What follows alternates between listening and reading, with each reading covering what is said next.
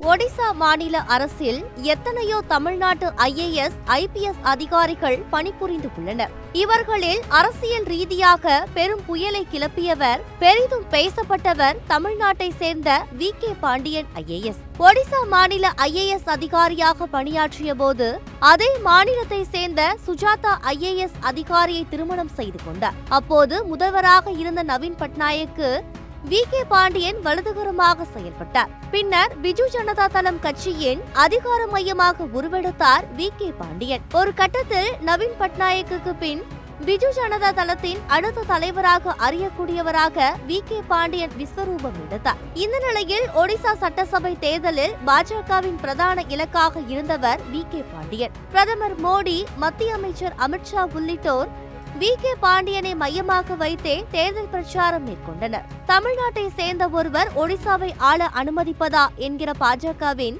பிரச்சாரம் மிக பெரும் தாக்கத்தை ஏற்படுத்தியது. ஒடிசாவில் லோக்சபா தேர்தலுடன் சட்டசபை தேர்தலும் நடந்தது. அந்த சமயத்தில் பாஜகவினர் அளித்த புகாரின் பேரில் IAS அதிகாரியான VK பாண்டியன் மனைவி சுஜாதா இடமாற்றம் செய்யப்பட்டார்.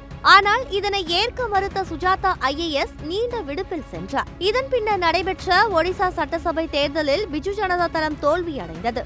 வெற்றி பெற்ற பாஜக ஆட்சியையும் அமைத்தது. இந்த நிலையில் நவீன் பட்நாயக் பிஜு ஜனதா தளம் கட்சிகளிடமிருந்து முழுவதுமாக VK பாண்டியன் விலகிக் கொண்டார்.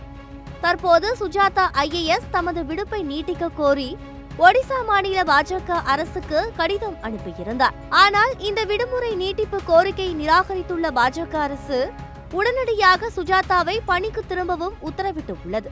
இந்த விவகாரம் தற்போது ஒடிசா அரசியலில் மீண்டும் பெரும் பரபரப்பை ஏற்படுத்தியுள்ளது.